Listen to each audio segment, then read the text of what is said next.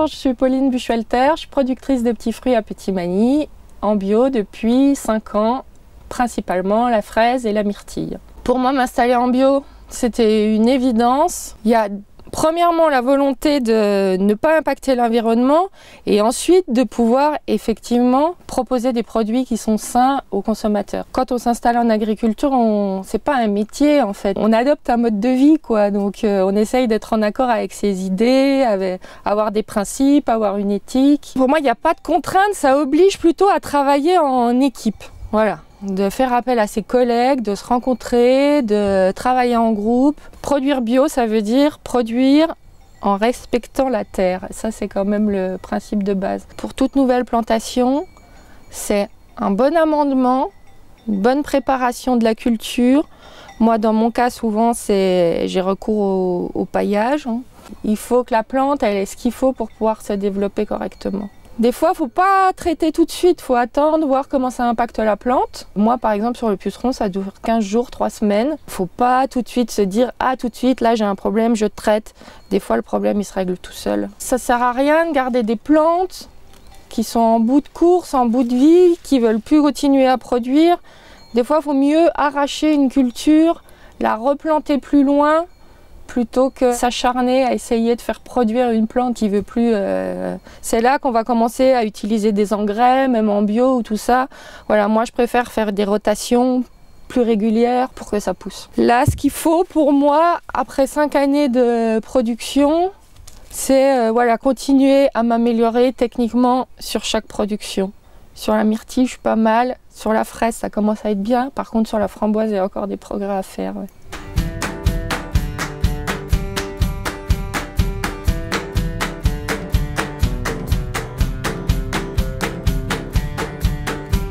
Bonjour, je m'appelle Véronique Hayet.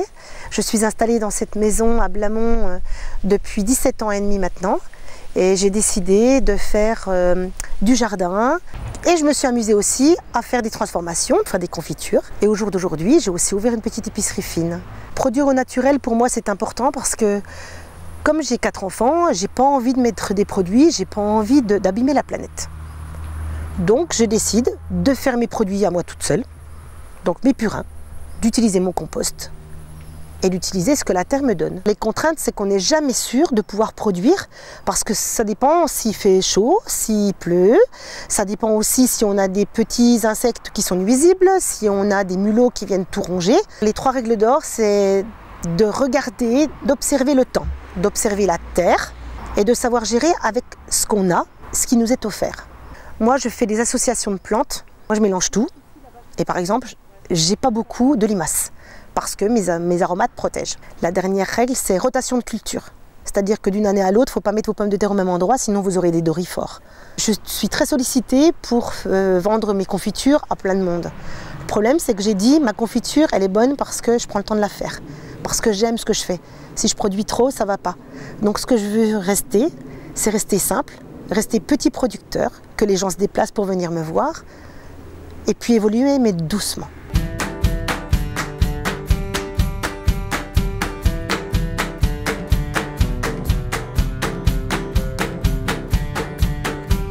Bienvenue au Biopotager à Rep. Moi c'est Denis Brun, donc je suis producteur de légumes. On produit des légumes bio ici depuis 30 ans sur 8 hectares de terre.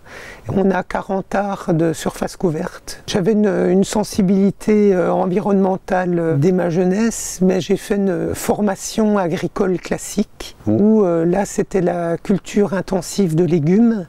Et là j'ai vraiment eu une prise de conscience qu'il fallait faire autrement que cette culture intensive. Je me suis dit si je fais quelque chose, ça sera en bio et justement en respectant les saisons. En bio, on intervient vraiment en cas de nécessité absolue, donc on va essayer de créer au maximum les bonnes conditions. Il faut suivre les saisons, produire de saison, produire en profitant du milieu naturel, essayer de favoriser un bon équilibre écologique pour avoir le meilleur environnement possible. Je dirais que c'est pas vraiment une contrainte. Moi, je trouve que c'est un atout de travailler avec son environnement. La chose la plus importante, c'est nourrir la terre On nourrit pas les légumes qu'on cultive, on nourrit avant tout la terre. Donc c'est l'apport de compost. Il faut avoir un bon sens de l'observation. Il faut passer dans les cultures, regarder qu'il faut après essayer de ne pas avoir de monoculture. Il faut avoir aussi de la diversité dans ces cultures, mélanger les espèces, les familles, pour ne pas attirer qu'un type d'insectes. On a pas mal de jeunes qui viennent en formation ici et je trouve c'est intéressant cette dynamique. On voit qu'il y a de plus en plus de jeunes intéressés par le maraîchage bio et donc d'aider un petit peu dans ce processus-là, ça nous plaît bien.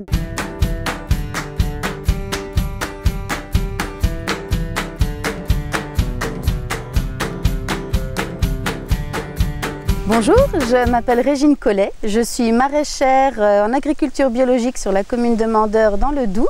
Ma ferme donc est sur à peu près 3 hectares de terrain. Tout est certifié bio, je suis passée en bio direct. J'ai 75 arts de maraîchage sous tunnel et plein champ. J'ai à peu près 60 arts pour mes ânes et le reste est du verger fruitier et petits fruits. Je produis 100 produits de synthèse en bio parce que je ne me vois pas mettre des produits dangereux pour l'environnement et pour l'humain. Il y a assez de moyens pour se passer des produits. Les contraintes de produire en bio, c'est qu'on ne peut pas se laisser aller à la facilité comme dans une agriculture conventionnelle où on rencontre un problème ou ce qu'on appelle un ravageur et tout de suite aller chercher le bidon de produit et puis l'appliquer. Mes 3 règles d'or pour produire en bio, c'est déjà ne pas remuer le sol, le perturber le moins possible. Ça passe aussi pour faciliter le travail du jardinier, pour se débarrasser de ce qu'on appelle des mauvaises herbes, faire de l'occultation, ça c'est très efficace. Vous mettez des bâches, posez des bâches et ça fait mourir les plantes puisqu'elles n'ont plus de lumière pour vivre. Et puis aussi, il faut raisonner dans le sens où on est un élément qui s'intègre à un environnement complet, un biotope. Et le but, c'est pas de venir le perturber, mais de s'intégrer dedans. Donc ça veut dire qu'il faut accepter aussi de subir certaines contraintes liées à certaines plantes, à certains insectes. Et il ne faut pas tout de suite raisonner lutte, il faut raisonner presque partenariat, même si certains peuvent être embêtants. Pour l'avenir, j'aimerais ne pas forcément augmenter la taille de ma ferme, mais j'aimerais pouvoir partager ça avec beaucoup de personnes, que ce soit professionnels ou particuliers, pour que chacun reprenne les rênes de son alimentation, les rênes de sa vie, et puis se nourrir sainement et nourrir ses enfants sainement. Et en fait, c'est ça. Moi, ce que j'aimerais, c'est que les gens se réapproprient le bio chez eux. Et vous, quel est votre geste Éco-phyto.